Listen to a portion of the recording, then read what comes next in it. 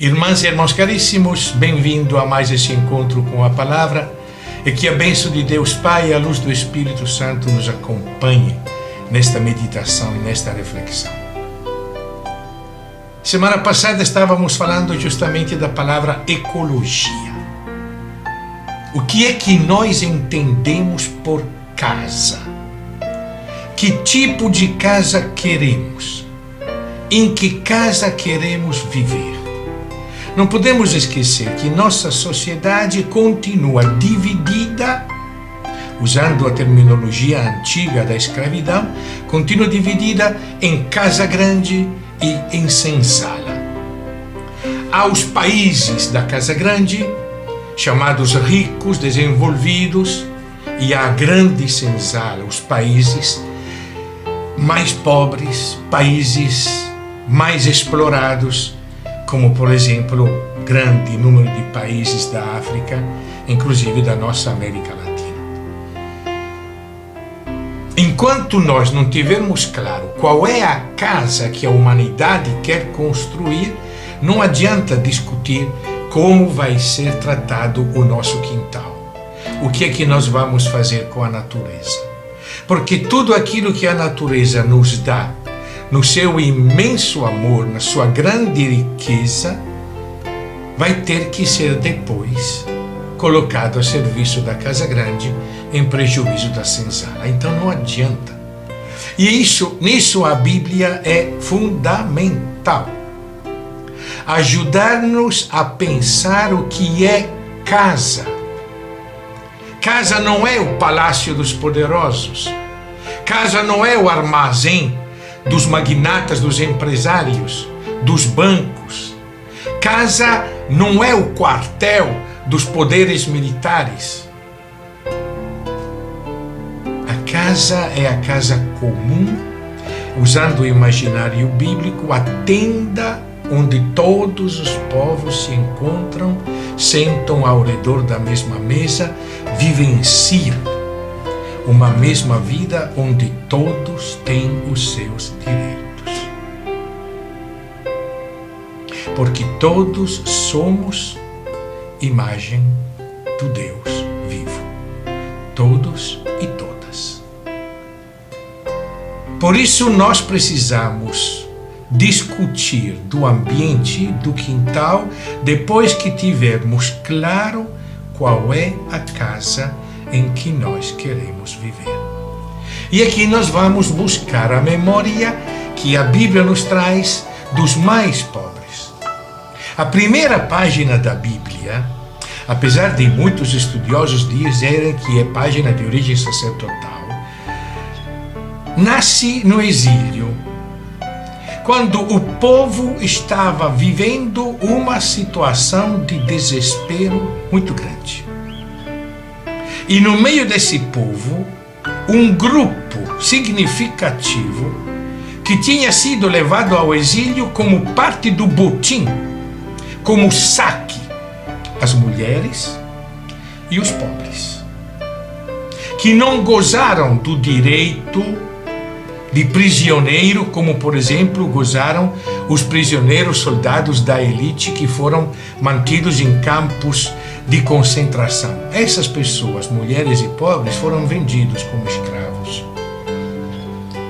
As mulheres sofreram violências. Nasceram filhos que nunca quiseram, fruto da barbárie que a guerra costuma fazer com o corpo das mulheres.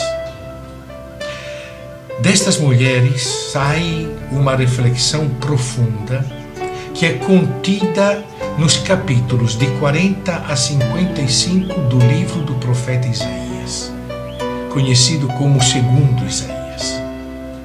E destas páginas sai finalmente a primeira página da Bíblia, aquela que nós conhecemos como a primeira parábola da criação do mundo.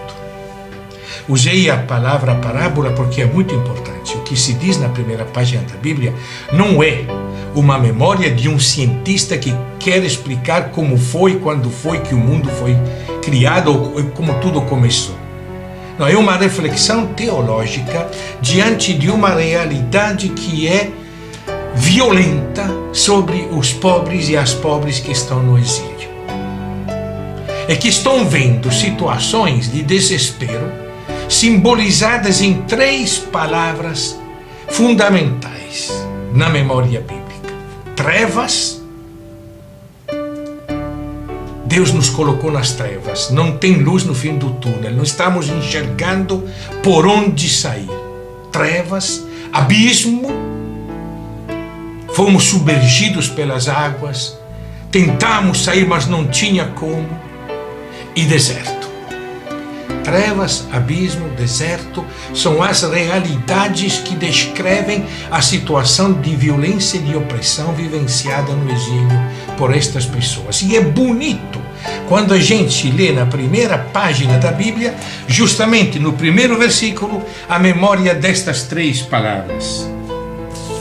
Ouçamos. No princípio, poderíamos traduzir, tudo começou quando Deus criou o céu e a terra. A terra estava deserta e vazia, deserta. As trevas cobriam o abismo e o Espírito de Deus pairava sobre as águas.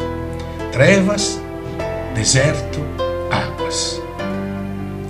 Não se trata de falar da criação do mundo.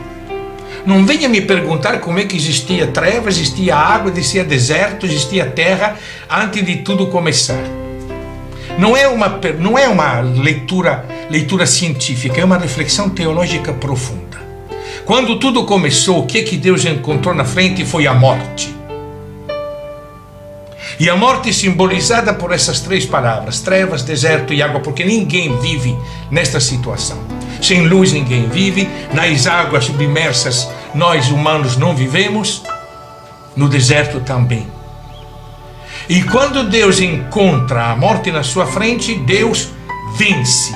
Essa primeira página da Bíblia, mais do que do Deus Criador, está falando do Deus que foi capaz de vencer trevas, deserto e água. No primeiro dia, ele vence as trevas. Veja, viva a luz, e a luz viveu. Quantas vezes nessa palavra o termo viver? 22 vezes.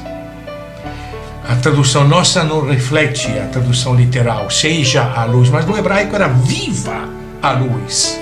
E a luz viveu. E as trevas já não são mais trevas.